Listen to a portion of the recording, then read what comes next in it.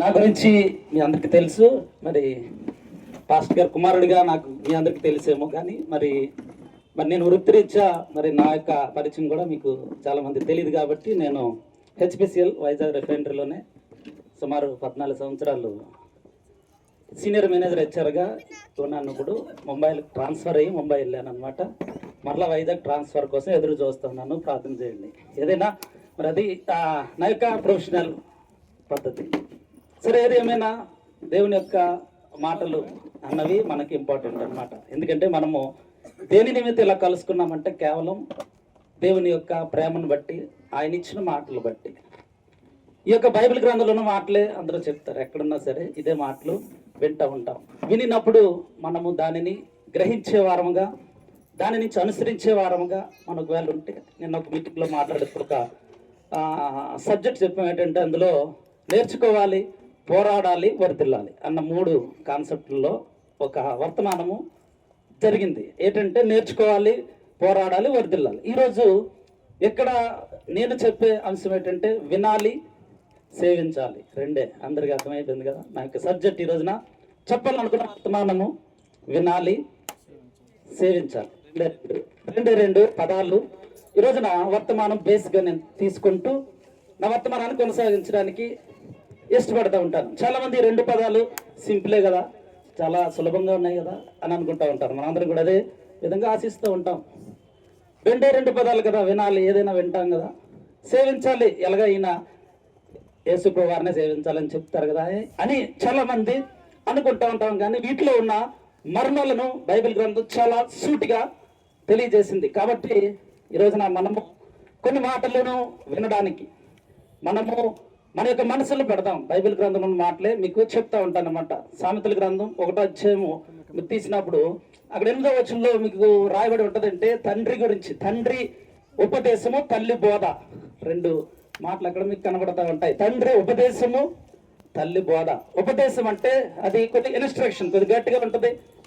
తల్లి బోధ అంటే కొద్దిగా బోధ అంటే ఏంటంటే కొద్దిగా టీచింగ్ చేస్తూ ఉంటుంది. తల్లి తండ్రి ఇద్దరు కూడా ఏ విధంగా చెబుతూ ఉంటారన్న మాటలు, వారి మాటలు ఏ విధంగా వినాలని ఆ యొక్క సామెతల గ్రంథములో సొలొమోను భక్తుడు రాయించున్నాడు. చాలా మాటలు వీటి గురించి రాయించున్నాడు. వినుట గురించిన ఆసక్తి. ఒక సన్నివేశం మీకు చెప్తే క్లియర్గా అర్థమవుతూ ఉంటుంది. ఒక స్కూల్లో ఒక టీచర్కి ఏం జరుగుతూ ఉంటుందంటే ప్రతి సంవత్సరం కూడా ఉత్తమ ఉపాధ్యాయుడు అవార్డు వస్తూ ఉంటుంది. ప్రతి సంవత్సరం కూడా ఉత్తమ ఉపాధ్యాయుడు అవార్డు ఆ యొక్క టీచర్కి వస్తూ ఉంటుంది. ప్రతి సంవత్సరం కూడా క్రమం తప్పకుండా వస్తూ ఉంటుంది. ఆ డిస్టిక్లో చాలా మంది ఉన్నారు. ఇతను ఎన్ని స్కూళ్ళు మారడానికి అవకాశం వచ్చినా ఏ స్కూల్కి వెళ్ళినా అతనికి ఉత్తమ ఉపాధ్యాయుడు వస్తుంది. కారణం ఏంటి? మిగిలిన టీచర్లు అనుకుంటూ ఉంటారు ఈయనకి ఎలా వస్తుంది ఉత్తమ ఉపాధ్యాయుడు, ఈయనకి ఎక్కడికి వెళ్ళినా ఎలా వస్తుంది అని చాలా మంది ఊహిస్తూ ఉంటారు. ఏం చేస్తూ ఉన్నాడు ఈయన, ఎలా ఈయనకి ఇది జరుగుతూ ఉంది. అప్పుడు ఆయన దగ్గరికి వెళ్ళి కొంతమంది టీచర్స్ అడుగుతూ ఉంటారు అనమాట, మీకు ఎలా వస్తుందండి ఉత్తమ ఉపాధ్యాయుడు చెప్పండి అనేసి. అంటే డైరీ, అతను ఒక డైరీ ఇచ్చి ఒక డైరీని అతను ఇస్తాడనమాట. ఇంతకుముందు పూర్వకాలంలో డైరీలు రాసేవారు కదా, అందరం కూడా డైరీలు ఉండేవి. ఎలా ఉండేవి అంటే అందరూ కూడా ఏ రోజు ఏం జరుగుతుందో అన్నది అందులో మనము రాసుకునేవాళ్ళం. కాబట్టి మనం చూసినప్పుడు ఆ డైరీని ఆ యొక్క ఉత్తమ ఉపాధ్యాయుడు వాళ్ళకి ఇవ్వడానికి ఇష్టపడతాడు అనమాట. డైరీలో ఏమి ప్రతిరోజు రాసేవన్నీ కూడా అతడు ఆ యొక్క మిగిలిన వారికి ఇస్తూ ఉంటాడు. ఆ మిగిలిన వారు ఆ యొక్క డైరీని తీసుకుని దాని ప్రకారం అందులో ఏది రాసిందో వారు చూసి ఉన్నారు, లేకపోతే దాని ప్రకారం ఏ విధంగా చూశారో మేము తెలియదు. కానీ తిరిగి ఉత్తమ ఉపాధ్యాయుడి దగ్గరికి వచ్చి ఏమన్నారంటే, బాబు మాకు ఆ ఉత్తమ ఉపాధ్యాయుడు అవార్డు మాకు వద్దు, నీ డైరీని మేము ఫాలో అవ్వలేము అన్నారు. ఏమన్నారు? మేము నీ డైరీని ఫాలో అవ్వలేము. ఎందుకంటే అందులో ఏమి రాసిందో, అందులో ఏముందో మనకైతే తెలియదు, కానీ వారైతే ఫాలో అవ్వలేము అన్నారు. ఆ యొక్క ఉత్తమ ఉపాధ్యాయుడు నీకే కరెక్ట్, ప్రతి సంవత్సరం కాదు కదా, ఎన్ని సంవత్సరాలు అన్నది నీకే కరెక్ట్ అన్నాడు. ఎందుకు ఈ మాట చెప్తున్నానంటే ఆ డైరీలో ఏముంది, ఆ డైరీలో ఎన్ని మాటలు ఉన్నాయి, ఏ విధంగా అనుభవం అతనికి ఉంది. ఈ రోజున కూడా బైబిల్ గ్రంథంలో ఎలా ఉన్నాయంటే ఈ రోజున మనం ఫాలో అవడానికి చాలా కష్టం అన్నమాట. అంత అధికమైన మాటలు ఉండి ఉన్నాయి. ఈరోజు చాలా మంది తప్పిపోతూ ఉంటాం, మన జీవితాల్లో తప్పిపోతూ ఉంటాం. బైబిల్ని ఈ రోజున మనము పట్టుకుని మనము ఒకవేళ ఉపదేశము లేకపోతే ఒక బోధ ఏముంది అక్కడ రాయబడిన మాటలు 1 అధ్యాయము 8వ వచనంలో ఏముంది? నా కుమారుడా, నీ తండ్రి ఉపదేశము ఆలకింపము, నీ తల్లి చెప్పు బోధను త్రోసివేయకము. 2వ అధ్యాయం 4వ వచనంలో కూడా అదే మాట మీరు చూస్తారు చూడండి. దాచబడిన ధనమును వెతికినట్లు దానిని వెదకుము అని ఉంటుంది. దాచబడిన ధనము వెతికినట్లు మనం ఏం చేయాలంట? ఈ యొక్క మాటలను మనం వెతికి ఉండాలి.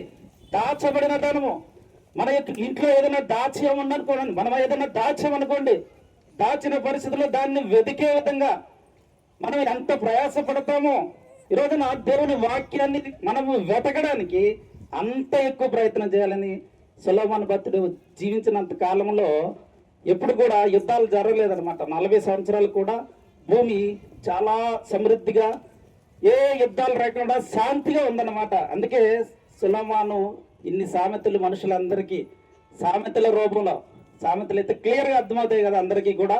అందుకే ఆ సొలొమోను రాసిన ఆ యొక్క సామెతల్లో ఉన్న అర్థాన్ని ఈ రోజున మనము చూడడానికి ప్రయత్నం చేస్తాం. ప్రతి అధ్యాయంలో చూడండి, స్టార్టింగ్ నా కుమారుడా నా కుమారుడా అని స్టార్ట్ చేస్తూ ఉంటాడు. 2వ అధ్యాయం, 3వ అధ్యాయం, 4వ అధ్యాయం, 5వ అధ్యాయం, 6, 7 అన్ని అధ్యాయాలు కూడా చూడండి స్టార్టింగ్ నా కుమారుడా అని స్టార్ట్ చేస్తూ. అంటే ఇక్కడ అందరూ లేడీస్ ఎక్కువ ఉన్నారు కాబట్టి మమ్మల్ని పిల్లలేదు కదా అని మీరు అనుకోవడం లేదు. ఎందుకంటే అక్కడ కుమారుడు అంటే మనం కుమార్తెను కూడా అనుకోవచ్చు. అంటే ఈ మాటలు మనం చూసినప్పుడు 3వ అధ్యాయం 26లో కూడా చూడండి, యెహోవా నీకు ఆధారమగును అనే మాట. యెహోవా నీకు ఆధారమగును అంటే మనము దేన్ని ఆధారం చేసుకొని ఈ రోజున వినాలి. నా యొక్క మాటల్లో మాకు భాగంగా మీకు చెప్తా ఉన్నాను కదా, వినాలి అని. దేన్ని ఆధారం చేసుకుని మనం వినాలి? యెహోవాయే మనకు ఆధారం అని మనం వినాలి. దేవుని మాటలు ఆధారం చేసుకుని మనము విని ఉండాలి. 4వ అధ్యాయం మీరు చూడండి, 4వ అధ్యాయంలో కూడా ఒక మాట మీరు చూస్తారు 13వ వచనంలో, ఉపదేశం విడిచిపెట్టక దానిని గట్టిగా పట్టుకోమని ఉంటది. ప్రతి అధ్యాయంలో ఒక్కొక్క స్ట్రాంగ్ వర్డ్ అందులో రాయబడి ఉన్నది. దానిని విడిచిపెట్టక గట్టిగా పట్టుకునే రకంగా మనము ఈ రోజున ఉండి ఉండాలి. ఈ రోజున మనము ఈ లోకంలో జీవిస్తున్న ఈ యొక్క పరిస్థితుల్లో ఈ యొక్క మాటలను గట్టిగా వినేవారముగా, అనుభవపూర్వకంగా తెలుసుకునే వారముగా ఈ రోజున జీవిస్తే ఖచ్చితంగా ఈ మాటలు మనకు మూటలుగా మన జీవితాల్లోకి వెళ్తూ ఉంటాయి.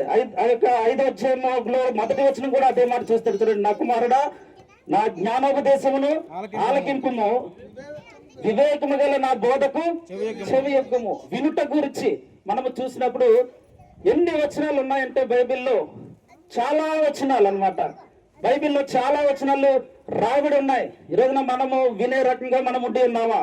దేవుడు ఖచ్చితంగా మనకు జ్ఞానోదయం కలిగిస్తూ ఉంటాడు. ఆ యొక్క కొరింథీయులకు రాసిన పత్రిక 10వ అధ్యాయం 13వ వచనంలో ఒక మాట ఉంటుంది ఏంటంటే, మీకు సహింపలానంత అంటే మీరు సహించలేనంత శ్రమను దేవుడు మనకు దయచేయడు, ఆయన మనం సహింపగలిగినంతే దయచేస్తాడు. మళ్ళీ అందులో నుంచి ఒక మార్గము, సులువైన మార్గాన్ని కూడా ఆయన దయచేస్తూ ఉంటాడు. ఎవరు కూడా నిరాశపడడానికి ఏమీ కూడా అవకాశం లేదు. యాకోబు గ్రంథం 1వ అధ్యాయం 23లో ఉంటది ఏంటంటే, ఈ యొక్క మాటలు విని దాని ప్రకారం అనుసరించిన వారు ఖచ్చితంగా ఈ లోకంలో జీవిస్తారు.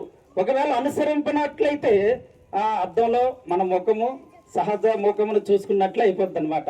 ఈ యొక్క మాటలు అనుభవపూర్వకంగా మనం తెలుసుకోకపోతే అద్దంలో మన ముఖం చూసుకున్నట్లేనంట. అంటే అర్థం ఏంటి? మన ముఖం అద్దంలో మనం చూస్తే మనకేం కనబడుతుంది? మన ముఖం మనకే కనబడుతూ ఉంటది. ఎందుకు ఈ మాట చెప్తా ఉన్నానంటే, ఈ మాటలు ఉపదేశము కలిగిన ఈ యొక్క మాటలను మనము ఈ రోజున వినే రకంగా ఉన్నామా? తర్వాత అధ్యాయంలో కూడా చూడండి, 7వ అధ్యాయంలో కూడా ఆ యొక్క 1వ వచనంలో ఉంటది, నా కుమారుడా ఈ మాటలను మనస్సునందు ఉంచుకొనుము, నా ఆజ్ఞలను నీ యొద్ద దాచిపెట్టుకుని రాయబడి ఉంటది అనమాట. ఈ రోజున దాచిపెట్టుకునే వారముగా మనం ఉన్నామా? ఈ యొక్క మాటలు వినేటప్పుడు కానీ వాటిని తెలుసుకునేటప్పుడు కానీ మన జీవితంలో దాచిపెట్టుకునే వారంగా ఉన్నామా? ఈ లోకంలో వెళ్ళేటప్పుడు చాలా శోధనలు మనకు ఎదురవుతూ ఉంటాయి, ఇబ్బందులు ఎదురవుతూ ఉంటాయి. మనము వాటి నుంచి ఈ రోజున మనం తప్పించుకొని నిజమైన దేవుని యొక్క మాటల్లో మనము ముందుకు వెళ్ళాలన్నది దేవుని యొక్క ఉద్దేశం అన్నమాట. అందుకే మాటలన్నీ కూడా బైబిల్ గ్రంథంలో రాయిచున్నాడు. వినుటని వినడం వినాలి. ఎంతమంది మాట అర్థమైంది? వినుట. ఈరోజు వినుట మన దగ్గర లేని సందర్భంలో, గ్రహించే ఆత్మ మన దగ్గర లేని సందర్భంలో మనం ఎన్ని మాటలు చెప్పుకున్నా సరే ఉపయోగం లేదు. ఈరోజున ఇంత గొప్పగా మరి సాత్విక్ యొక్క జ్యోతి ఇద్దరు యొక్క జీవితంలో జరిగిన అద్భుత కార్యములు, లేకపోతే వారికి కృతజ్ఞత చెల్లిస్తున్న విధానము మనం గమనిస్తే ఆశ్చర్యంగా ఉంటుంది అన్నమాట.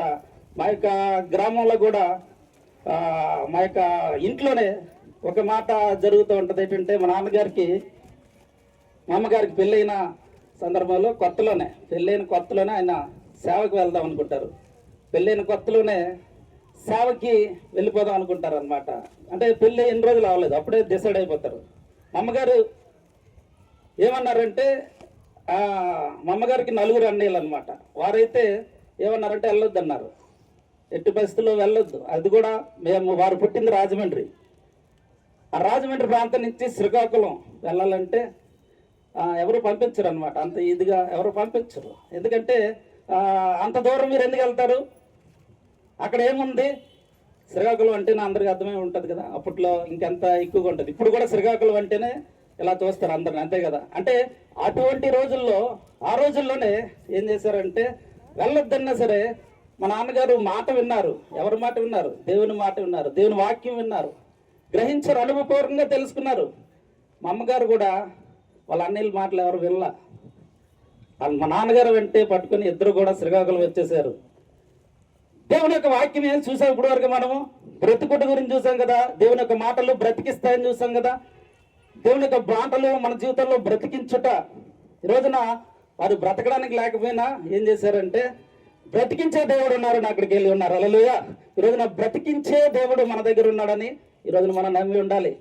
ఇద్దరే వచ్చారు అక్కడికి. ఈ రోజున ఆయన కుటుంబం, ఇప్పుడు మేమందరం ఆయన పిల్లలము. అంతేకాదు ఇక్కడ చాలా మంది ఆయన ద్వారా రక్షింపబడిన వారు ఉన్నారు. ఆ ప్రాంతాల్లో అనేక మందిని దేవుని వైపునకు తిప్పే ఒక మంచి సాధనంగా ఆయన వాడుకున్నారు. ఎందుకు వాడుకున్నారంటే ఆయన ఈ మాటలు విన్నారు. హల్లెలూయా. ఈ మాటల్లో ఉన్న సత్యాన్ని గ్రహించి ఉన్నారు. మాటల్లో గొప్ప ఆనందం ఉన్నది. ఈ రోజున ఈ ఆనందాన్ని మనము తెలుసుకున్నాం. మీరు తెలుసుకున్నారు, ఇక్కడ అనేక మంది తెలుసుకున్నారు. వినుట అంటే ఏంటంటే కేవలము మాట వినడమే కాదు, దాన్ని ప్రకారం అనుభవపూర్వకంగా మీ హృదయంలోనికి, లేకపోతే మీ కుటుంబాల్లో మీకు ప్రతి పరిస్థితిలో ముందుకు వెళ్ళాలన్నమాట. అనుభవపూర్వకం. అదే నేను చెప్తా ఉన్నాను మొదటి నుంచి. అనుభవపూర్వకంగా ఒక మీకు ముళ్ళు ఎప్పుడు గుచ్చుకుంటే చెప్పండి. ముళ్ళు ఎప్పుడు గుచ్చుకుంటుంది? ముళ్ళు ఎప్పుడు గుచ్చుకుంటుంది? చెప్పులు వేసుకపోతే. ఇంకా అది కరెక్ట్ గా చెప్పాడు ఆయన. ముళ్ళు ఎప్పుడు గుచ్చుకుంటుంది మనకి? ముళ్ళుల్లో మనము నడిస్తే ఖచ్చితంగా ముళ్ళు అనేది గుచ్చుకుంటుంది. ముళ్ళుల్లోనికి మనము నడడానికి ప్రయత్నం చేస్తే ఖచ్చితంగా ముళ్ళు మన కాళ్ళకి గుచ్చుకునే అవకాశం ఉంటుంది. ఈ లోకంలో మనం జీవిస్తున్న కాలంలో ఎటువంటి పరిస్థితి అయినా మనము మన యొక్క జీవితంలో ఎటువంటి మనకు ఎదురు కాని సంఘటనలు, లేకపోతే మనము చేయకూడని సంఘటనలు ఎదురైనప్పుడు దాని నుంచి తప్పించుకుంటే ఖచ్చితంగా మనం సేవ్ అవుతాం. నువ్వు ముళ్ళుల్లోకి వెళ్ళకపోతే నీకు ఎట్టి పరిస్థితుల్లో కూడా ముళ్ళు అనేది గుచ్చుతూ. ఇక్కడ ముళ్ళు గుచ్చుతా అంటే లేదు. అది ఎందుకంటే అది మీరు నమ్ముతున్నారు అక్కడ ముళ్ళు లేవని. చాలా మంది ఇదే పరిస్థితిలో ఉన్నారు. మనం కూడా ఈ యొక్క దేవుని యొక్క వాక్యంలో సేవించుటలో రెండో మాటగా మనం చూస్తున్నాం. ఆయనను సేవించుటలో యెహోషువ 25వ అధ్యాయము 15వ వచనం చూడండి. యెహోషువ 25వ అధ్యాయము 15వ వచనం చూడండి. యెహోషువ 24వ అధ్యాయం 15వ వచనం. యెహోషువ 24:15. యెహోవాను సేవించుట మీ దృష్టికి కీడని తోచిన ఎడల మీరు ఎవరిని సేవించెదరో నదే అద్దరిని మీ పితరులు సేవించిన దేవతలను సేవించెదరు. అమోరీయుల దేశంలో మీరు నివసించుచున్నారో వారి దేవతలను సేవించెదరు. నేడు మీరు కోరుకున్నది మీరెవరిని సేవింపవలనని కోరుకున్నాను. నేనును నా ఇంటి వారును యెహోవాను సేవించడము. ఈ పదము వినని వారు ఎవరు ఉండరు. ఈ పదము లేని గృహములు ఏవి కూడా లేవు. మీరు ఏ గృహముకు వెళ్ళినా సరే నేనును నా ఇంటి వారు యెహోవాను సేవించడమనే పదం ఉంటది. ఈ మాట యెహోషువ తను చనిపోయే ముందు ఇశ్రాయేలు ప్రజలకు తెలియజేస్తున్న మాట ఇది. ఇశ్రాయేలు ప్రజలు ఆ యొక్క దేశంలో నివసిస్తున్న ప్రజలు, అప్పటికే వారికి ఆ దేశంలో స్వాస్థ్యము, లేకపోతే ఇశ్రాయేలు ప్రజలు ఆ దేశాన్ని స్వాధీనపరుచుకున్నారు.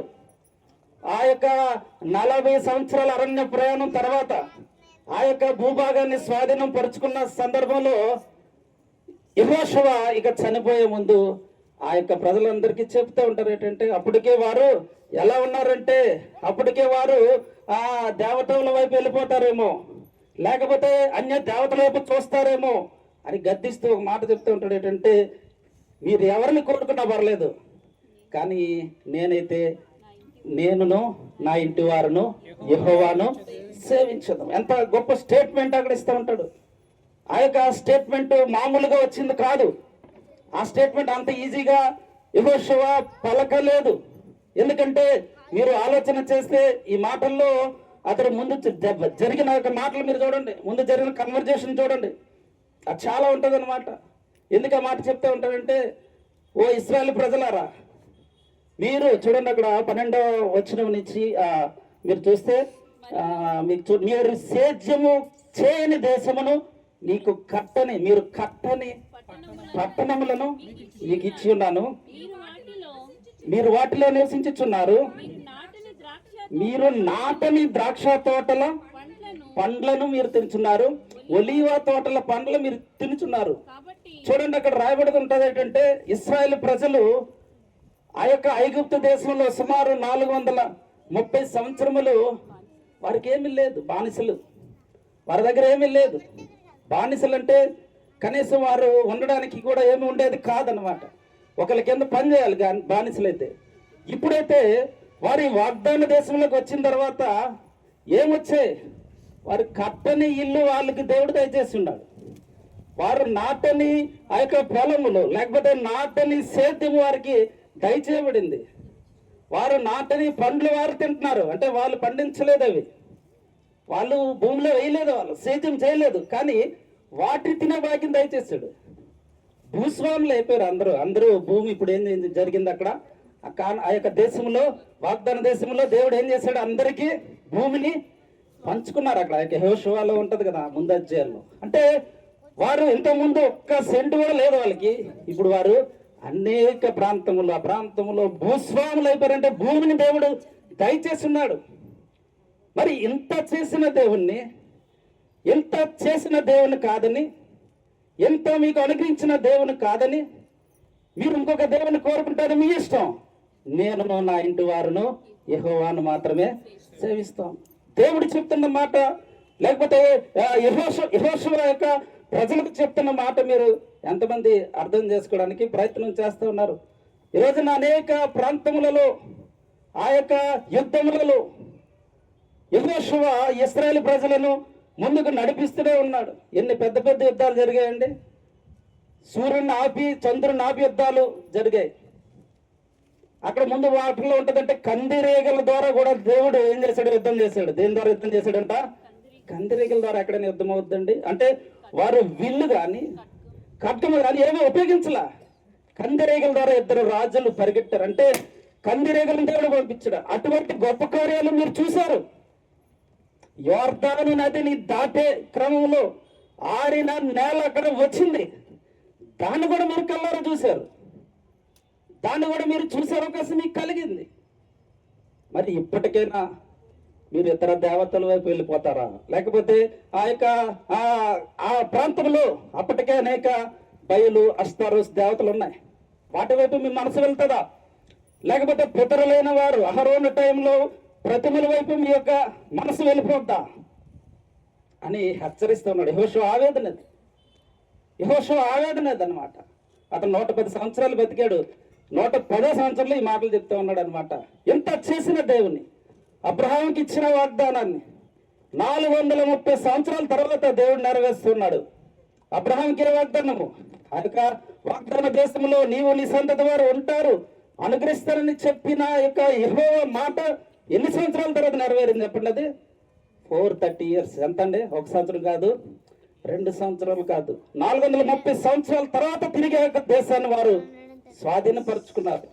ఎంత జరిగినా సరే మీరు ఎటువంటి పరిస్థితిలో ఉంటారు, మీరు ఎటువంటి పరిస్థితిలో ఉండడానికి ఇష్టపడతారు అని తనకు ఆవేదనను వ్యక్తపరుస్తూ పలుకుతున్న మాట, నేనును నా ఇంటి వారిని యెహోవాను సేవిస్తూ ఉంటాను. నువ్వు ఎవరిని సేవిస్తూ ఉన్నావు? చూడండి అక్కడ ఆ తర్వాత అధ్యాయంలో వీరు ఎంత చెప్పినా సరే, ఆ న్యాయాధిపతులు 2వ అధ్యాయం 10వ వచనం చూడండి. న్యాయాధిపతులు 2వ అధ్యాయం 10వ వచనంలో ఒక మాట చూస్తారు. అక్కడ ఏముందో ఇక్కడ చదవండి. ఈ తరం వారందరూ తమ పితరుల యొద్దకు చేర్చబడిరి. వారి తర్వాత యెహోవానైనను ఆయన ఇశ్రాయేలీయుల కొరకు చేసిన కార్యములనైనను ఎరుగని తరం ఒకటి పుట్టగా. వింటున్నారా అందరూ? ఈ పదం ఎవరైనా విన్నారా? ఏం మాట ఇక్కడ రాయబడిందో తెలుసా మీకు? యెహోషువ ఎంత చెప్పి న్యాయాధిపతులు గ్రంథంకి వచ్చినప్పటికీ అంటే ఒక పేజ్ తిరిగేశారు మీరు, అంతేనా? యెహోషువ తర్వాత పేజ్ తిరిగేస్తే ఏమైంది? ఆ న్యాయాధిపతులు వచ్చింది. ఎంత చెప్పాడు యెహోషువ ఇశ్రాయేల్ ప్రజలకి ఎంత తెలియజేశాడు, ఇన్ని మాటలు అక్కడ దయచేయగలిగాడు. కానీ యెహోవాను ఎరుగని తరం ఒకటంట అక్కడ పుట్టింది. ఎలా పుట్టిందండి? యెహోవాను ఎరుగని తరం ఎలా పుడుతుంది?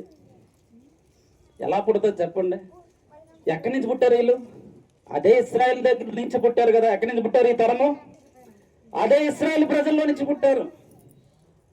ఎక్కడ నుంచి వారు పుట్టారంటే అదే ఇశ్రాయేల్ ప్రజలు. కానీ ఇప్పుడు వారు చేస్తున్నది ఏంటంటే యెహోవాను ఎరుగని తరం ఒకటి పుట్టగా ఇశ్రాయేలీలు, తర్వాత వచ్చింది చూడండి, ఇశ్రాయేలీలు యెహోవా కన్నుల ఎదుట కీడు చేసి ఐగుప్తు దేశంలో నుండి వారిని రప్పించిన తమ పితరుల దేవుడైన యెహోవాను విసరించి బయలు దేవతలను పూజించి. ఇంత చెప్తే అంత ఏమైంది? డస్ట్బిన్లు వేసినట్టు అయిపోయింది. ఏంటి? యెహోషువ ఎంత చెప్పాడు. ఇప్పుడు మీకు చెప్పాను కదా, యెహోషువ చేసిన ఆ యొక్క కార్యములను ఎంత మీకు చెప్పి ఉన్నాను. ఎంత గొప్పగా యొక్క మాటలు యెహోషువ ఇశ్రాయేలు ప్రజలకు చెప్పి ఉన్నాడు. కానీ వారెవరు కూడా చూడండి తమ తర్వాతి తరానికి దాన్ని పాస్ చేయలేదు. తన తర్వాతి తరానికి ఎవరు కూడా చెప్పలేదు. మీరేం చెప్తే మీ పిల్లలు అది నేర్చుకుంటారు, అంతే కదా? మనం ఏం చెప్తే మన పిల్లలు అది నేర్చుకుంటారు. మీరు దేవుని గురించి చెప్తే వారు దేవుని గురించి నేర్చుకుంటారు. మీరు దేవుని గురించి వారిని షైన్ చేస్తే, ఇందాక మనం చూసాం కదా సామెతల్లో, తండ్రి ఏం చేయాలి? ఉపదేశం చేయాలి. తల్లి ఏం చేయాలి? బోధ చేయాలి. లేకపోతే ఇద్దరు వేరువేరుగా, తల్లి బోధ చేయాలి, తండ్రి ఉపదేశం చేయాలి. లేకపోతే తల్లి ఉపదేశం చేయాలి, తండ్రి బోధ చేయాలి. ఇన్ని మాటలు మనం చెప్పుకున్నాం. ఇన్ని మాటలు ఇశ్రాయేలు ప్రజలు ఏం చేశారంటే తమ తర్వాత వాళ్ళకి ఈ మాటలు చెప్పారంటే ఎక్కడున్న మాట ప్రకారం అయితే వారు చెప్పలేదు, లేకపోతే వారు వినలేదు. ఇందాక మనం చూస్తున్నాం కదా, ఏ విధమైన అనుభవంలోనికి వారు రాలేదు. తిరిగి వారు ఏం చేస్తున్నారంటే ఇతర దేవతల వైపు వారు మరలా బయలు దేవత వైపు వారు వెళ్ళిపోయిన సంగతి. అక్కడ వారు బయలు దేవతను పూజిస్తున్న విషయం. అయ్యో, మీ పితరులకు ఎంత సహాయం చేస్తున్న దేవుడు, మా తాతలు లేకపోతే మా ముత్తాతలను దేవుడు బానిసత్వం నుంచి రప్పించి ఎంత గొప్ప వాగ్దాన దేశాన్ని అనుగ్రహించారు. ఈరోజు మనము కట్టని ఇంట్లో మనం ఉన్నామే. ఈరోజు మేము పండించని పళ్ళు తింటున్నామే. ఈరోజు మనము ఈ యొక్క కోటలు లేకపోతే ఇక్కడున్న ప్రతి పరిస్థితిని కలిగి ఉన్నామే. దానిని గుర్తించుకునే ఒక అవకాశము వారు పొందలేదు. కారణం ఏంటంటే ఎవరిది ఇక్కడ తప్పు? తండ్రి తప్ప, లేకపోతే పిల్లలు తప్ప? తల్లిదండ్రులు తప్ప, పిల్లలు తప్ప? చూడండి, వారు యెహోవాను ఎరుగని వారంటే తల్లిదండ్రులు కూడా వాళ్ళకి మంచి వర్తమానం ఇచ్చే పరిస్థితి లేదు. మా యొక్క పరిస్థితిలో కూడా, మా గ్రామంలో కూడా తల్లిదండ్రులు చర్చికి వస్తారు, తల్లిదండ్రులు మంచిగానే ఉంటారు, వాళ్ళ పిల్లలు మాత్రం యెహోవాను ఎరుగని వారుగానే ఉంటారు, యెహోవాను తెలుసుకున్న వారుగానే ఉంటారు. తల్లిదండ్రులను ఎంత వారికి చెప్తున్నారో లేకపోతే వీరు విన్నట్లేదు, ఎవరిది తప్పని మనకి తెలియదు. కానీ యెహోవాను ఎరుగని వారుగానే వాళ్ళు ఉండిపోతా ఉన్నారు. ఈరోజు నా యెహోవాను ఎరుగని వారుగా మనము మన పిల్లలను తయారు చేయకూడదు. హల్లెలూయా. యెహోవాను తెలుసుకుని వారుగా మన యొక్క మాటలను ఇతరులకు చెప్పి, లేకపోతే మన పిల్లలైన వారికి, మన బంధువులైన వారికి, మీకు ఎక్కడ వీలైతే అక్కడ యెహోవా మాటలు తెలియజేసే వారంగా ఉన్నది. యెహోవా నాకు తెలియదని ఎవరు కూడా అనడానికి వీలు లేదు. అందుకే కదా ఈ మాటలు రాయించి ఉన్నాడు అక్కడ. వీరైతే ఆ తరం ఎలా పుట్టిందంటే యెహోవాను ఎరుగిన వారు, ఆయన కార్యములు ఎరుగిన వారు. ఈ రోజున ఆయన కార్యములు ఎంత గొప్పగా అక్కడ ఉన్నా సరే యెహోషువ చెప్పిన మాట వారు గైకొనలేదు. నేను నా ఇంటి వారును యెహోవాను సేవించదేమో నేను మాట తర్వాత తరానికి వచ్చినప్పటికీ అది లేదు. ఈ రోజున గ్రహిస్తూ ఉన్నామా?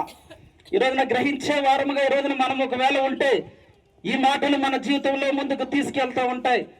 యెహోషువ గ్రంథంలో రాయబడిన మాట ఈ రోజున మన జీవితంలో కూడా ఒక్కొక్కసారి జరుగుతూ ఉంటాయి. దేవుడు మనకు అనేక ఆశీర్వాదమైన కార్యములు మన జీవితంలో జరిపిస్తున్నా సరే, ఏదైనా సరే జరుగుతుందంటే, ఆశీర్వాదం వస్తుందంటే అది మన వల్ల వస్తుంది అనుకుంటున్నావేమో. నీవు జీవిస్తున్న విధానం కూడా దేవుడు చూస్తూ ఉన్నాడు. ఈ రోజున ఏది కూడా అదే మన సొంత కార్యం వల్ల ఏది కూడా జరగట్లేదు. ప్రతిదీ కూడా సమస్తము కూడా యెహోవా అనుగ్రహిస్తున్నాడని ఆయన కార్యం వల్లే మన జీవితము వెళ్తుందని ఈ రోజున ఎంతమంది ఆ యొక్క మాటను వినగలిగే వారంగా ఉన్నాం. ఇక్కడైతే మీరు చూస్తూ ఉన్నారు ఆ యొక్క వచనాలన్నింటిలో కూడా 24, 23 రెండు అధ్యాయాలు అనమాట. యెహోషువ ఫేర్వెల్ గా చెప్తూ ఉంటాడు. 2 అధ్యాయాలు టోటల్ గా దీనికే కేటాయించాడు. యెహోవా కార్యములను మీరు గుర్తించుకోండి. అప్పటికి కూడా ఒక సాక్షిగా ఇది ఉంటుంది. 20వ వచనంలో కూడా మీరు ఉంటుంది. ఒక సాక్షిగా అక్కడ ఆ యొక్క రాయిని కూడా పెడతాడు. ఇది ఒక సాక్ష్యము నేను చెప్పిన మాటలకు. ఈ యొక్క రాయి అన్నది మీకు నాకు ఒక మంచి సాక్ష్యంగా ఉంటుందని చెప్పినా సరే, ఈ యొక్క న్యాయాధిపతులు టైంకి వచ్చేసరికి వెంటనే వారు అన్య దేవతల వైపు మరలా తమ యొక్క మనసులో వెళ్ళిపోతూ ఉన్నాయి. తర్వాత రోజుల్లో రాజులు వచ్చారు, అనేక మంది రాజులు వచ్చారు, యూదా రాజులు, ఇశ్రాయేలు రాజులు. ఆ రాజుల టైంలో కూడా ఇదే పరిస్థితి. ఎప్పుడు కూడా యెహోవాను తెలుసుకుంటారు, మరలా వెళ్ళిపోతారు. అన్య దేవతల వైపు తమ మనసు వెళుతూ ఉంటది, విగ్రహారాధన వైపు తమ మనసు వెళ్ళిపోతూ ఉంటది. మరలా దేవుడు ప్రవక్తలు పంపిస్తున్నాడు, మరలా వారికి జ్ఞానోదయం కలిగిస్తూ ఉన్నాడు, మరలా ప్రత్యేకపడుతున్నారు, మళ్ళీ మామూలు అయిపోతున్నారు. అంటే చూస్తే ఇది కంటిన్యూస్ గా జరుగుతున్న పరిస్థితి అన్నమాట. ఈ రోజున మనము ఈ యొక్క మాటలను ఆది కాలంలో యొక్క అబ్రహాముకి ఇచ్చిన ఆ యొక్క వాగ్దానాన్ని నెరవేర్చే ఈ యొక్క క్రమంలో, ఈ యొక్క సాక్ష్యంలో ఎవరు కూడా ముందుకు వెళ్ళట్లేదు. ఆ వాగ్దానాన్ని ఎవరు కూడా ముందుకు తీసుకుని వెళ్ళట్లేదు. కొన్ని సందర్భాలు ఇదే పరిస్థితి మన జీవితంలో కూడా జరుగుతూ ఉంటది. మన జీవితంలో కూడా ఇటువంటి పరిస్థితి జరిగినప్పుడు ఏంటంటే ఈ మాటను మనం గుర్తించుకుందాం. యెహోషువ చెప్పిన ఆ యొక్క వాగ్దానం మన జీవితంలో ఉండినప్పుడు ఎవరేమనుకున్నా పర్వాలేదు, ఎవరేమనుకున్నా ఆ యొక్క పరిస్థితి నాకు పర్వాలేదు. నిన్న ఇక్కడైతే సాత్విక్ కుటుంబం, మరి వాళ్ళ నాన్నగారు వచ్చారు, ఆ బాబు అక్కడ ఉంది, మరి ఇక్కడ అందరూ బాబాయ్ అందరూ వచ్చారు అనమాట. ఇక్కడికి అందరూ ఎందుకు వచ్చారు? వారి కుటుంబం అందరూ ఇక్కడికి వచ్చారు. చూడండి, చాలా మంది ఉన్నారు. సాత్విక్, జ్యోతి వాళ్ళ కుటుంబం మొత్తం కూడా.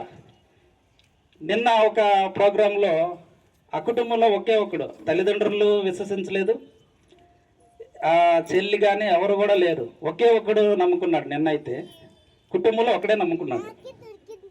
నిన్న జరిగిన ఒక బర్త్డే ఫంక్షన్లో ఒక్కడే, మిగిలినందరూ కూడా నమ్ముకోలేదు. ఆ ఒక్కడు కూడా ఆ కుటుంబం సాక్షిగా ముందుకొచ్చి ఆ యొక్క కార్యక్రమం పెట్టుకున్నాడు. ఇక్కడైతే అంతకంటే అధికంగా కుటుంబం మొత్తం కూడా నేనను నా ఇంటి వారుడు యెహోవాను సేవించడం అన్న ఒక మాట ఇక్కడ ఖచ్చితంగా వీరు హృదయంలో, ఎందుకంటే వీరు కుటుంబం మొత్తం కూడా యెహోవాను సేవించే. ఇంతకుముందు వీరు కూడా కొన్ని సంవత్సరాల క్రితము మొదటి నుంచి క్రైస్తవులు కాదు. ఇప్పుడు నేను చెప్పిన మాటలన్నీ కూడా వీరి హృదయంలో, వీరి జీవితాల్లో, పాత జీవితాల్లో జరిగి ఉన్నాయి. కానీ ఎప్పుడైతే యెహోవా మాట విన్నారో, దేవుని మాటను వారు గైకొని ఉన్నారో, ఆయన కార్యములను ఎప్పుడైతే రుచి చూచి ఉన్నారో వారు విన్నారు, ఇప్పుడు సేవిస్తూ ఉన్నారు. వారు విన్నారు, సేవిస్తూ ఉన్నారు. నువ్వు విన్నావు, నువ్వు సేవిస్తూ ఉన్నావు. మనందరం విన్నాము, సేవిస్తూ ఉన్నాం. సేవించే విధానంలో, మనం వినే విధానంలో అనుభవపూర్వకంగా మన జీవితము ఉన్నదా? అనుభవపూర్వకంగా మన జీవితం ఉండడానికి ప్రయత్నం చేస్తూ ఉన్నామా? మోషే ఆ యొక్క చనిపోయేటప్పుడు యెహోషువకి నాయకత్వ బాధ్యతలు అప్పగించే సమయంలో ఏంటంటే సడన్ గా వచ్చేస్తుంది అనమాట. మోషేకు జనరల్ గా 120 సంవత్సరాలు వచ్చిన అతను కళ్ళు ఏమి అతనికి మాధ్యము కాలేదు, అతని యొక్క శరీరం కూడా బాగానే ఉంది, సహకరిస్తుంది. చనిపోయే పరిస్థితి అతనికి ఉండదన్నమాట మామూలుగా అయితే మోషేకు. కానీ సడన్ గా దేవుడు తీసుకున్నాడు యెహోషువని అక్కడ అభిషేకించి. యెహోషువ నాయకుడిగా సడన్ గా వచ్చాయి బాధ్యతలు. కొంతమందికి బాధ్యతలు అనేవి అంచెలంచెలుగా వస్తాయి, కానీ యెహోషువకి బాధ్యతలు సడన్గా వస్తాయి.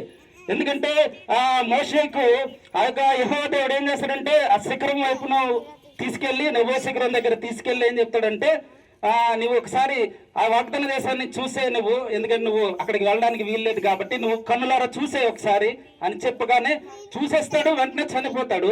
ఆ వెంటనే ఆ బాధ్యత యెహోషువకు వచ్చేస్తుంది. ఎంత పెద్ద జనంగా, ఇశ్రాయేలు జనాంగాన్ని నడిపించే బాధ్యత యెహోషువ ఇమ్మీడియట్ గా తీసుకుంటాడు అనమాట. ఛార్జ్ తీసుకుంటా ఉంటాం కదా, ఇమ్మీడియట్ గా ఛార్జ్ తీసుకొని వెంటనే ఆ యొక్క ఇశ్రాయేలు ప్రజలను ఎన్ని యుద్ధాల నుంచి, లేకపోతే ఎంత మంది నుంచి విడిపించి, అమోరీయులు అని ఉంటది ఒక దగ్గర, అనేక మందిని దగ్గర విడిపించి విడిపించి విడిపించి వాగ్దాన దేశంలో పెట్టి, ఎంత చేసి ఎంత మాట్లాడితే, ఇంత మంచి వాగ్దానాన్ని అందరికీ చెబితే వారు చేస్తున్నది ఏంటి? ఇక్కడ కొద్ది ఆయన చనిపోయిన వెంటనే, యెహోషువ చనిపోయిన వెంటనే వారు చేస్తున్నది ఏంటి? ఈ రోజున మనం కూడా ఈ లోకంలో ఈ రోజున జీవిస్తున్న సందర్భంలో కొన్నిసార్లు తప్పిపోతున్నాం, కొన్నిసార్లు మనము దేవునికి వ్యతిరేకంగా వెళ్తూ ఉన్నామేమో, కొన్నిసార్లు కాంప్రమైజ్ అవుతూ ఉన్నామేమో, కొన్నిసార్లు నేను చేసింది రైట్ అనుకున్నామేమో.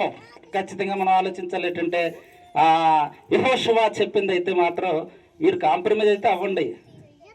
మీరు ఒకవేళ మొక్కుకుంటే మొక్కుకోండి, మీరు చేయాల్సిందంటే చేసుకోండి, నేనైతే నేను నా ఇంటి వారిని యెహోవాను సేవించదము. ఎంత మంచి మాట ఉండదు, ఎంత మంచి మాట అది. ఆ మాటను పలకగలిగే వారంగా ఉన్నామా? ఆ మాటను ఈ రోజున మన జీవితంలో పలికే ఒక అవకాశాన్ని మనము కలిగి ఉండే ఒక మంచి మాటను ఈ రోజున మనము కలిగి ఉన్నామా? అందుకే ఈ మాటలన్నీ కూడా మన జీవితంలో మన యొక్క ప్రతి పరిస్థితుల్లో కూడా ముందుకు వెళ్ళే స్థాయి దేవుడు మనకి ఇవ్వాలని ఈ మాటలు మనందరి హృదయంలో ఎంతమంది అయితే ఆలోచన చేస్తూ ఉన్నారో, మీ అందరూ కూడా గొప్పగా యెహోవా వైపునకు చూసి ఉన్నాం. మనము ఆయన మాటలు విని ఉన్నాం, ఆయన మాటలు వింటూ ఉన్నాం. కొంతమంది అయితే అనుభవపూర్వకంగా వాటి దగ్గరకు వెళ్ళడానికి ఇష్టపడుతూ ఉంటారు.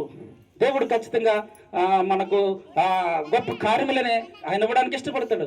సోదరులోనికి బాగా పంపించే రకంగా ఆయన ఉండడానికి ఇష్టపడలేదు. ఆయన ఖచ్చితంగా ఆయన ఏం చేస్తున్నాడు అంటే మన అందరినీ వాటి నుంచి తప్పించే విధానం ముందుకు వెళ్తూ ఉంటాడు అనమాట. ఖచ్చితంగా మనము సహింపలేని ఆయన ఎవడు, సహింపగలిగే సోదరులే మనకు వస్తూ ఉంటే ఆయన నేర్పిస్తూ ఉన్నాడు. ఆయన మాటలు మనం వింటూ ఉన్నామా? మొన్న మా పాప నాతో చెస్ ఆడుతుంది. ఒకటో గేమ్ ఓడిపోయింది, ఫస్ట్ గేమ్ ఓడిపోయింది. నేను పెద్ద ఉన్నా కదా, మరి అమ్మాయి చిన్నపిల్ల కదా. రెండో గేమ్ కూడా ఓడిపోతుంది. సరే అది కూడా నేనే గెలిచాను. నిరుత్సాహం వచ్చేస్తుంది తనకి, ఇంకా ఆట మీద ఇంకా ఆశపోద్దేమో. మూడో గేమ్కి వచ్చినవాడికి నేను కావాలని ఓడిపోయాను. మూడో గేమ్కి వచ్చినవాడికి నేను ఎలా ఓడిపోయాను? కావాలనే ఓడిపోయాను.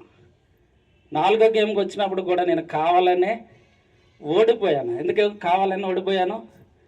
ఐదో గేమ్ వచ్చినప్పటికి 5 మ్యాచ్ అనమాట. అది ఫస్ట్ 2 నేను గెలిచాను, కానీ మిగిలిన 3 కూడా నేను తనను గెలిపించాను. నేను కావాలనే ఓడిపోయాను. ఎందుకు ఓడిపోయాను? రాంగ్ స్టెప్ వేసి ఎందుకు ఓడిపోయాను? తను నిరుత్సాహంలోకి వెళ్ళకూడదు.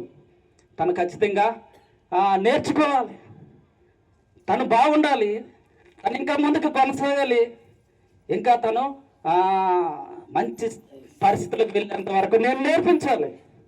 ఒకవేళ అన్ని మ్యాచ్లు నేను గెలిచేస్తే ఇంకెప్పుడు చెస్ ముట్టదేమో, అంతే కదా.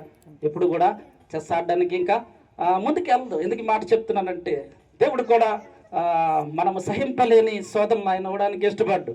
ఖచ్చితంగా నువ్వు సహించగలవు. ఆయన సులువైన మార్గాన్ని ఇస్తాడు. ఒకవేళ సహింపలేని సోదరులు మన దగ్గరకు వచ్చినప్పుడు సులువైన మార్గాన్ని ఇచ్చే దేవుడు మన దగ్గర ఉండి ఉన్నాడు. ఎందుకంటే మనము ఆయన మాటలు వింటున్నాం, ఆయనను సేవిస్తూ ఉన్నాం. ఆయన మాటలు వినాలి, ఆయన మాటలు మనము గ్రహించాలి, ఆయన మాటలు మనం వినే వారముగానే ఉండాలి. ఈరోజున సహించే వారముగా మనం ఉండాలి. కొన్నిసార్లు ఇబ్బందికరమైన పరిస్థితులు వచ్చినప్పుడు మనము సహింపగలిగినన్ని సార్లు మనము సహిస్తూనే ఉండాలి, మనము సేవిస్తూ ఉండాలి. ఎటువంటి దేవుడు మనం కలిగి ఉన్నాం, ఎటువంటి దేవుడు మనకు కలిగి ఉన్నాడు. ఈ లోకంలో అన్నిటికీ మించిన దేవుణ్ణి మనం కలిగి ఉన్నాం. చెప్పడానికి ఎవరు కూడా వెనుకంజ వేసే అవకాశం రాకూడదు.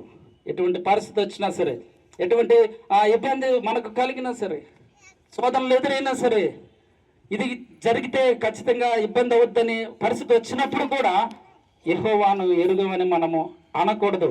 యెహోవా తమకు దేవుడుగా గల జనులు ధన్యులని బైబిల్ గ్రంథంలో రాయబడి ఉంది. కాబట్టి ఖచ్చితంగా మీరు ఒకలే కాదు, మీ ఇంటి వారిని కూడా యెహోవాను సేవించే విధంగా మీ తరము వారు, మీ తర్వాతి తరము వారిని కూడా దేవునిని ఎరిగినట్లు చేయాలి. ఇశ్రాయేలు ప్రజలైతే వారు ఎరుగనే అన్నారు.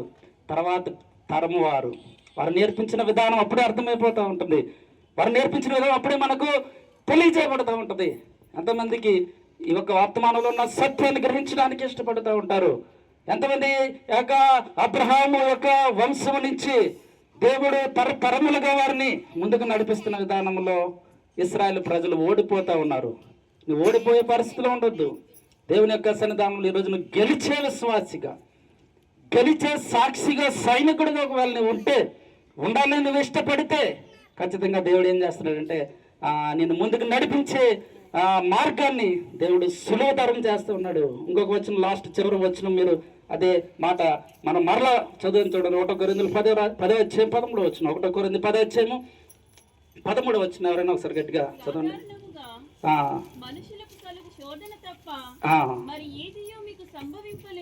కరెక్ట్.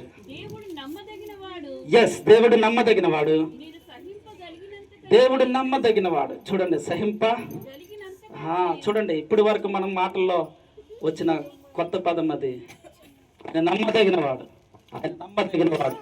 నమ్మదగిన దేవుని కలిగి ఉన్నాం. ఆయన మాటలు మనము వినగలిగే పరిస్థితి ఈరోజు మనకు వచ్చి ఉన్నది. ఈ రోజున మనము బానిసలు అయిన ఇశ్రాయేలు ప్రజలకు దేవుడు ఎంత ఆశీర్వాదాన్ని ఇచ్చాడో చూసి ఉన్నాం. దేవుడు వారికి ఎంత గొప్ప స్థాయిలో వారిని ఉంచాలని దేవుడు ఇష్టపడి ఉన్నాడో మనము చూసి ఉన్నాం. బైబిల్ గ్రంథం అదే రాయించి ఉన్నాడు దేవుడు. ఈ రోజున మనకు కూడా అదే పరిస్థితిలో దేవుడు తీసుకెళ్ళడానికి ఆయన ఇష్టపడుతూ ఉంటాడు. ఎప్పుడైతే మనము ఆయన మాటలు వింటామో, ఎప్పుడైతే మనం ఆయనను సేవిస్తామో ఖచ్చితంగా ఆయన మనల్ని ముందుకు తీసుకెళ్తాడు. అటువంటి గొప్ప దేవుని యొక్క ప్రేమ, అటువంటి గొప్ప దేవుని యొక్క నమ్మదగిన దేవుని యొక్క కృపలు ఇక్కడ ఉన్న మీ అందరికీ, వచ్చిన మీ అందరికీ, ముఖ్యంగా ఈరోజు నేమ్ సెరమనీ జరిపించుకున్న కుటుంబానికి, సాత్విక్ జ్యోతి వారి కుటుంబానికి కూడా దేవుడు సదాకాలం దయచేయను గాక. ఈ యొక్క మాటలు, ఈ కృతజ్ఞత కూడిక ద్వారా వారు చేస్తున్న కార్యం ఖచ్చితంగా దేవునికి మహిమకరంగా ఉండును గాక. వచ్చిన మీ అందరూ కూడా దేవునికి ఇష్టలుగా బ్రతుకుదాం. అందరం కూడా దేవుని యొక్క పనిలో ముందుకు కొనసాగుదాం. ఎంతమంది అయితే ఆయన మాటలు గ్రహించి ఆయన సన్నిధానంలో ముందుకు కొనసాగుతారు వారందరినీ దేవుడు తన కృపలతో, తన దీవెనలతో ముందుకు నడిపించును కాక. తల వంచుతాం, ప్రార్థన చేసుకుందాం. దేవుని యొక్క మాటలు మనకు వినబడి ఉన్నాయి. రెండు మాటలు మనం విన్నాం. వినుట, సేవించుట. వినుట, సేవించుట. వినుట, సేవించుట. ఎంతమంది దేవుని మాటలు వినగలిగేలా ఉన్నారు? ఎంతమంది దేవునిని సేవించగలిగేలా ఉన్నారు? వినుట అంటే అది మామూలు విషయం కాదు, చిన్న విషయం అనుకుంటున్నాం. అందులో చాలా అర్థం ఉంది. అనుభవపూర్వకంగా నువ్వు వింటేనే నువ్వు నిజంగా విన్నట్లు. సేవించటం అన్నదే కేవలం యేసుప్రభువు వారికి ప్రార్థన చేయడం అనుకుంటున్నాయేమో, అది కాదు. యేసుప్రభువు వారిని కేవలము తెలుసుకోవడమే సేవించడం అనుకుంటే పొరపాటే. ఎందుకంటే బైబిల్ అలా చెప్పట్లేదు. బైబిల్ ఆ విధంగా చెప్పట్లేదు. అనుభవపూర్వకంగా యెహోషువ చెప్తా ఉన్నమాట, నేను నా ఇంటి వారును యెహోవాను సేవించదము. ఈ రోజున ఈ మాటలు మన దగ్గర వినబడిన సందర్భంలో జీవం గల దేవుడు ఈ యొక్క కుటుంబంలో, సాత్విక్ జ్యోతి కుటుంబంలో దేవుడు గొప్ప కార్యములు జరిగించున్నాడు. ఎన్నో పరిస్థితుల మధ్య వారి కుటుంబం వెళ్ళిన సందర్భంలో దేవుణ్ణి మాటలు విన్నారు, దేవుణ్ణి సేవిస్తూ ఉన్నారు. ఇప్పటి వరకు కూడా దేవుణ్ణి సేవించగలిగే గొప్ప భాగ్యాన్ని దేవుడు వారికి దయచేసి ఉన్నాడు. ప్రభువా, విన్న మాటలు ప్రభువా, ఎవరైతే ప్రభువా ఆ యొక్క మాటలను ప్రభువా అర్థం చేసుకుని ప్రభువా అనుభవపూర్వకంగా నీ మాటలు విని నిన్ను సేవించే ఒక అవకాశం ప్రభువా దయచేయండి. ప్రభువా, శోధనలను ప్రభువా, సహింపలేని శోధనలు ఒకవేళ నీవు రానవు, ఒకవేళ వచ్చినా సరే దానిని మేము ఎదుర్కొని జయించగలిగే భాగ్యాన్ని దయచేయండి ప్రభువా. వచ్చిన ప్రతి బిడ్డ ప్రభువా ఏ పరిస్థితుల మధ్య ఈ మాటలు విని ఉన్నారు ప్రభువా, నా వాక్యాన్ని ప్రభువా ప్రతి ఒక్క హృదయంలో ఫలింపు చేయండి. ఈ సన్నిధి ప్రసన్నత ప్రభువా ఇక్కడ చేరిన ప్రతి విశ్వాసకి దైత్యమని వేడుకుంటాం. యేసుక్రీస్తు నామములో ప్రార్థన సమర్పించుకున్నాం తండ్రి. ఆమేన్.